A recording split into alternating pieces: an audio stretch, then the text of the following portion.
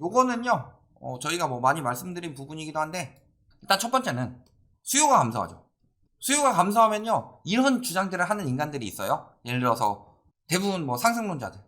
서울은 계속 오른다. 대표적으로 뭐 빠익스 이런 사람이 있고, 그 다음에 뭐 하락 이야기 하시는 분도 김 뭐 교수님 이런 분들 있죠. 그런데 잘 생각해 보시면요, 서울로 수요가 몰려드는 이유가 뭘까요? 서울로 수요가 몰려드는 이유는 일자리가, 그러니까 수요는 일단 첫 번째 요인이에요. 일자리가 몰려서. 그런데 문제는요, 여기에서 일이 없고 돈이 없어서 서울까지 가서 근무하는 사람이 이 비싼 서울 집을 살 수 있는 매수 수요가 돼서 집값을 올릴 수가 있느냐. 그러니까요, 저런 인간들이 늘 하는 이야기가 뭐냐. 1번, 도쿄도 잃어버린 30년 동안 신도시 막 유령도시 되고 지방 붕괴돼도 도쿄는 올랐다, 이런 이야기를 해요. 요거 사기예요, 사기. 왜?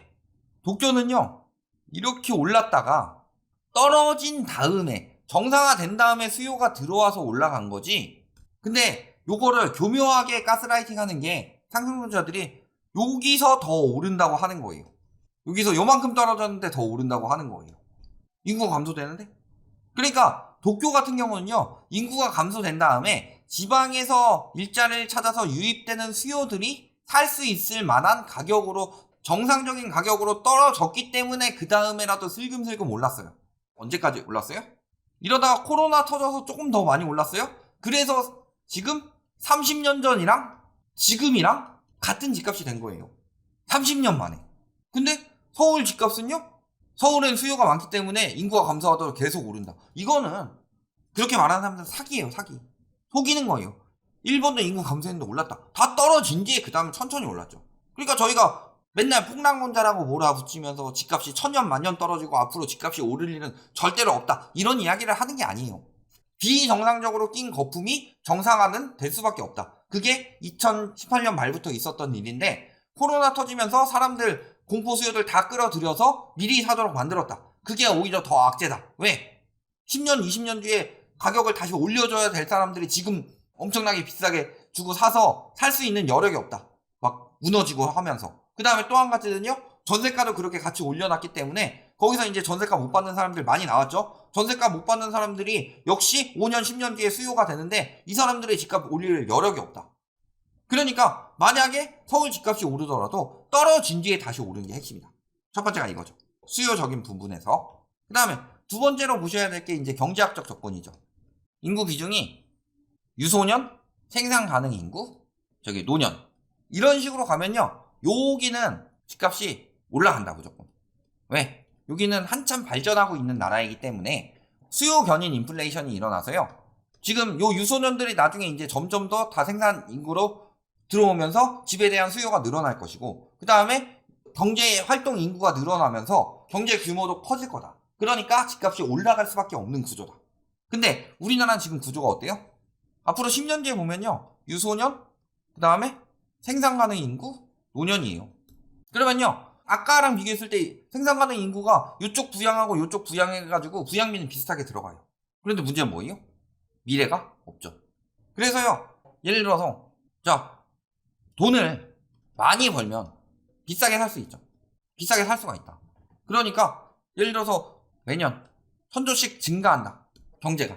그러면요, 집값도요, 이게 일부 집값으로 흘러가서 뭐 그래도 집값은 한 200조쯤은 올라갈 수 있다, 이렇게 생각할 수가 있는데 규모가 줄어들어요. 근데 부동산은 뭐예요? 부동산은 늘 말씀드리지만 생산성이 전혀 없다. 그렇죠? 주식은 어때요? 예를 들어 삼성전자나 SK, 하이닉스 뭐 이런 데 보면요, 여기 지금 발전하고 있는 기업들이죠.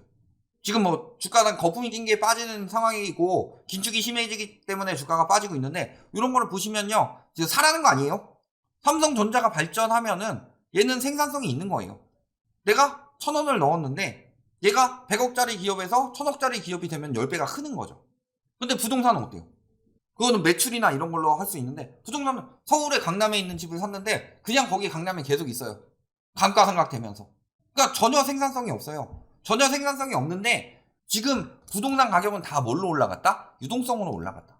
그래서요, 97년 IMF 이전에는 경제가 한창 성장하고 있었죠. 이때는 고도성장이었는데 이때는 사람들이 돈을 많이 버니까 올라갔던 거고, 그 다음에 이제 2000년대 이후부터 지금까지는 뭐예요? 돈을 많이 빌려주니까 올라간 거예요. 그런데 이게 DSR이 시행이 됐죠. DSR이 시행된 건 핵심은요, 금리가 내려가든 올라가든 돈 빌려줄 수 있는데 한도가 이렇게 잡혀버렸다. 소득이 늘어야만 빌릴 수가 있더라. 그 다음에요, 소득을 버는 사람들이 한정이 되어 있죠. 국가 전체적으로 들어오는 소득이 한정이 되어 있고, 여기서 소비 지출 빼고 생활비 빼고 비소비 지출 빼고 거기서 남은 돈을 모아서 집을 사는 거죠. 그게 줄어들 수밖에 없어요. 규모가. 그러니까 규모가 줄어드는데 어떻게 집값이 계속 올라간다고 말하냐. 이 부분을 생각하실 수가 있죠. 그 다음에 아까 말씀드린 대로 오히려 부양비나 이런 쪽으로 비소비 지출은 늘어날 수밖에 없다. 그리고 자, 서울이 10억이에요. 서울이 계속 오른다고 해서 서울이 10억이야. 그리고 뭐 강남은 15억 한다고 해봅시다. 판교가 13억 정도 한다. 그런데 판교 옆에 있는 광주가요 1억이에요. 이렇게 생각을 해봅시다. 여기까지 이제 인구가 몰리는 곳이라서. 그러면요, 13억 너무 비싼데? 그럼 1억짜리 사는 거예요. 그러면 어떻게 돼요? 여기 있는 수요가 빠지죠. 그럼 여기 수요가 빠지니까 가격이 떨어지죠. 판교 너무 싸졌는데? 그러니까요, 주변이 떨어지는데 저기만 무한정으로 올라갈 수는 없어요. 그래서 일본 도쿄도 빨리 올라갔어요? 천천히 올라갔어요? 천천히 올라갔죠. 천천히. 그러니까 급격하게 올라갈 수가 있는 상황이 아니에요. 그러니까 가격이 빠지고 나서 천천히 올라가는데 지금 집을 사라. 왜냐하면 서울은 수요가 계속 있어서 집값이 오를 것이기 때문에, 인구가 감소해도. 말 같지도 않은 소리지. 그 다음에 우리나라에 또 커다란 문제점이 하나가 뭐가 있냐면은 인구가 왜 줄어요? 혼인 출산율이 감소하기 때문이죠. 그래서 출산율이 감소하니까 인구가 줄는 거고, 혼인이 감소하니까 출산율은 더더욱 줄죠. 그것도 아베노믹스 해가지고 올라간 건데, 혼인이 줄어들어요? 그러면 내가 1인 가구예요. 1인 가구고 자식도 안 나올 거예요. 그런데 내가 평생을 돈 모아가지고 한 30대부터 40년 동안 40년 납으로, 20대부터 30대까지 돈 빡세게 모아온 다음에 40년 납으로 빌려가지고 집을 사요. 나이 70대 가지고 나는 내 집 마련해서 내 집에서 살 수 있다, 신난다 할 것 같아요? 아니에요. 1인 가구가 왜 월세 비중이 높냐? 특히 그래서 1인 가구 중에서 보면요, 노년층 1인 가구는 자가 비중이 높고 청년층 1인 가구는 월세 비중이 높아요. 그 이유가요, 노년층 1인 가구는요 사별로 인해서 그렇게 되는 거고, 그 다음에 청년층 1인 가구는요 돈이 없어서 1인 가구가 된 거예요. 근데 그 1인 가구들이 집을 살까요? 일본의 사례를 보면요, 집을 안 사요. 우리나라보다 월세가 그렇게 비싼데도. 왜? 내가 왜 미래에 한 30년 40년 동안 내 인생 다 못 즐기고 막 뼈 빠지게 살아가지고 막 이렇게 했는데 왜 여기다 돈을 다 쏟아 부어야 돼? 그래서 70대에서 집 하나 가지고 있으면 뭐가 좋은데? 이런 느낌인 거잖아요. 우리나라도 마찬가지로 흘러가고 있어요. 그래서 인구 감소가 굉장히 위험하고, 인구 감소가 된다는 것 자체가, 보통 집을 마련하는 사람들이 신혼부부들이 결혼해가지고 몇 년 지나고 애 낳아야 되는데 집이 필요하다 이래서 마련하는 거예요. 둘이 같이 차곡차곡 모아서.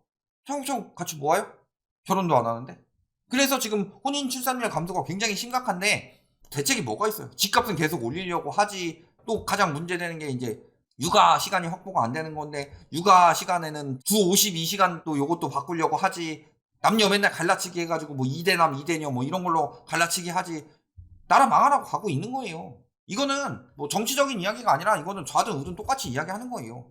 왜 자꾸 남녀 감정 이용하고 그러면서 집값 잡는 거는 확실히 안 들어가고 육아 시간 보장 안 되고 이러니까 인구 감소가 정책이 뭔 짓을 하든 돈 낭비만 되는 거지. 그래서요, 결국에는 부동산 때문에 지금 인구 감소가 심각한 이유가 가장 큰데, 요거 붕괴되면요 그 다음에 인구가 안 늘어나죠. 안 늘어나면은 이게 수요가 회복이 될 수가 없다. 이렇게까지 이야기했는데도 아무 상관이 없다라고 말하는 사람은 뭘 들었나 싶은 거죠. 그럴 거면은 저기 가가지고 인구 관계 없다는 거기 가가지고 거기 이야기나 듣고 계세요. 여기 와가지고 분탕 치지 말고.